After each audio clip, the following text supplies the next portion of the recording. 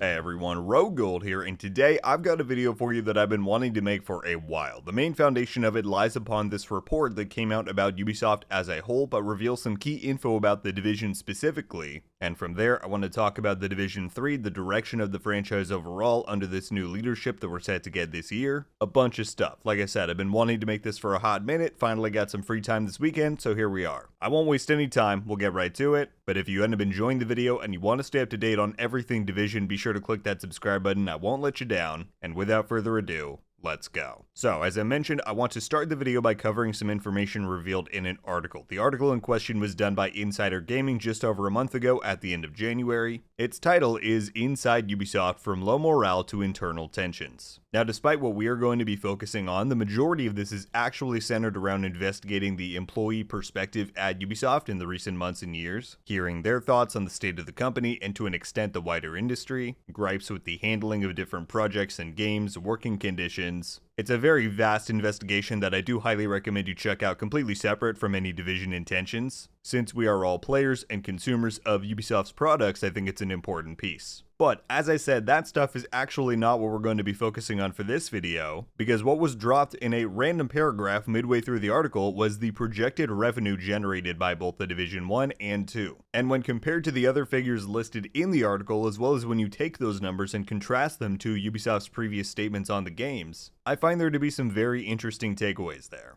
Now, the one thing I have to state before we dive into it, this article is just that, an article. The people who wrote it are journalists, they do not work at Ubisoft, they don't have the exact figures to work with, and as they state in this quote we're about to read, these figures are estimations and projections. That of course doesn't mean they're wildly inaccurate, usually these things are pretty close, but my point is take this all with a grain of salt. But here is the paragraph in question, and specifically I want to highlight some of the last bits here. It reads, for context, Massive's last two AAA games, The Division 2016 and The Division 2 2019, did $330 million and $264 million roughly in their initial launch weeks. Now let's stop there for a moment. If you've been around the Division space for a while, you might recall how back in 2019 there was an infamous quote from an executive at Ubisoft going around, talking about how The Division 2 had failed to meet their revenue projections and expectations. Now look, I'm not here to say that's false. If the first game did $330 million, then sure, you're probably hoping for the sequel to do better. But when you filter in this little thing called reality, I think that was honestly a little bit silly for them to expect. The Division 1 had a hype train built around it that was bigger than anything Ubisoft could have generated from marketing, and that largely stemmed from the famous E3 2013 reveal of the game that put it on everyone's radar and kept it as this highly anticipated title for the next 3 years until its release.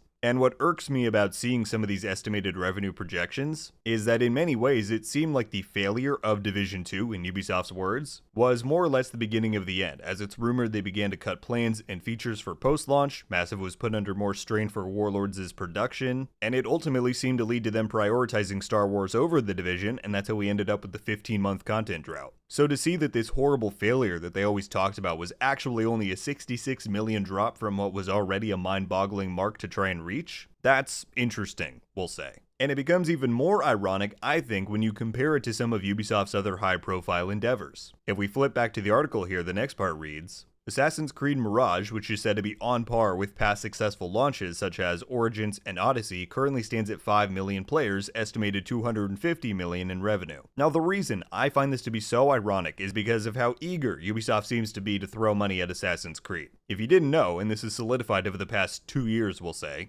across the entire company, 10% of its total workforce is exclusively dedicated to Assassin's Creed projects. Now that might not sound like a lot, but considering Ubi's vast amount of studios, IPs, and the fact that they have around 20,000 employees, 10% is not insignificant, and that's reflected by just how many Assassin's Creed projects are in development. They've got Infinity, which is their new universal launcher and hub for all future games launching this year. That's alongside Codename Red, which is the new title set in Japan. Then for 2025, they have a multiplayer project slated, 2026 another premium release, Codename Hex. I believe 2027 is another multiplayer project. There's also a dedicated co-op experience in the works. I mean, it's not an exaggeration in the least to say that Assassin's Creed has become Ubisoft's de definitive flagship franchise. It's the IP that they're most heavily invested into. And don't get me wrong, I've got no quarrels with that. I think AC is fun and it's an awesome franchise. And I'm happy for those fans who are getting such high volumes of content. But when you look at those figures and see that recent releases like Mirage and Odyssey made around $250 million, and that leads them to triple down on investment, dedicate 10% of the company to it, and greenlight a billion projects, but then Division 2 makes roughly $14 million more than that in its initial launch week, and that leads Ubisoft to significantly scale back plans and deprioritize the entire IP, to which we're still feeling the effects for that decision to this day. That seems a little unfair.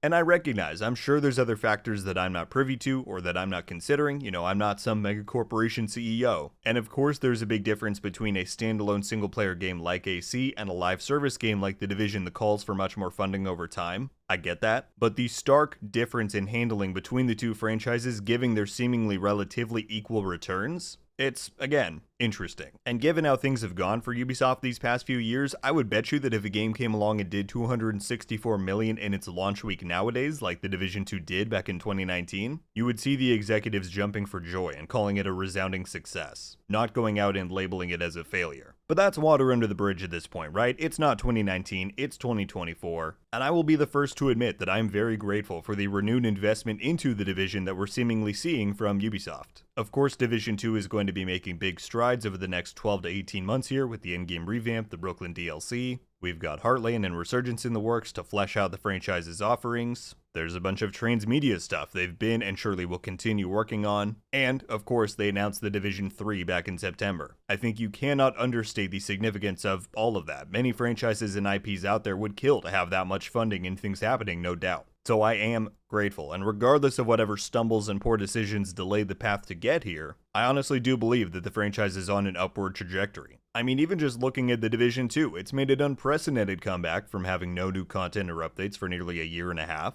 to now there's regular seasons and updates and there's a DLC on the way. Now sure, its player base isn't as big as some of the other titles out there, but it has undeniably increased since content resumed. And with how morale is over in the Destiny community, we're continually seeing a lot of live games being cancelled before they even have a chance to release. I really do think Division 2's popularity and exposure is going to continue to go up as we head into 2025. And that, of course, leads us to The Division 3, and this is the last main point I want to cover here in the video. I believe that the groundwork is being laid for The Division 3 to be a resounding success, and that's for a couple of reasons. One, the existing Division fanbase has been pining for it, and barring some catastrophic decision being made during development that would upset people, us fans are going to buy it, no doubt. The other big factor is the new leadership the Division is getting later in 2024. If you don't recall, on the same day Division 3 was announced, they also confirmed that Julian Garrity, who joined the Division team originally in 2014, became the creative director on The Division 1 over time. He was then the full creative director for the entirety of The Division 2. He is going to be coming back to the franchise after Star Wars Outlaws ships at Massive to become the executive producer of the entire Division franchise. Of course, directly overseeing and guiding development on The Division 3, but also having direct influence and say in every other spin-off and side project associated with the franchise. And the main benefit that I hope and believe we're going to get from that is cohesion. Until now, we've never had a central leadership role like that.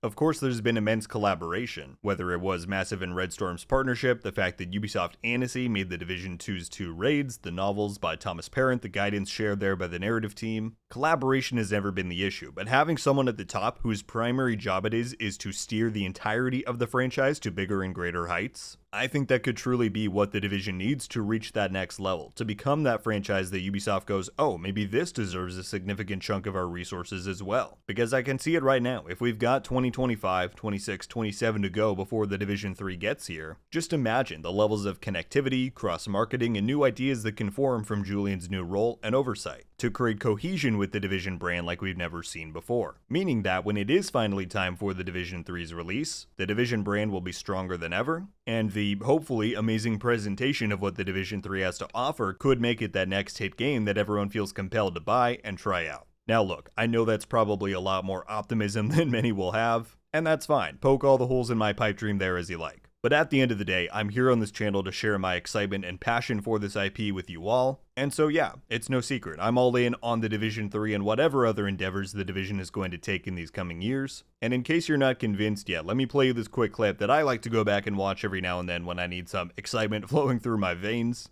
Now there was one more piece of news in that press release. What exactly can you tell us about the Division 3? So I can say that I'm going to oversee the development of the Division 3, which is going to be led by Massive Entertainment, where we're actively building a team.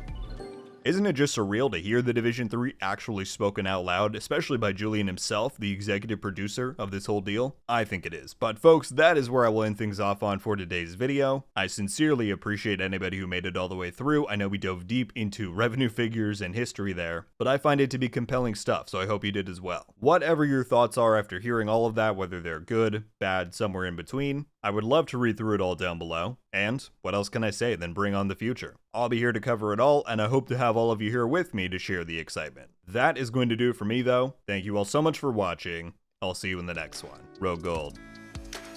Out.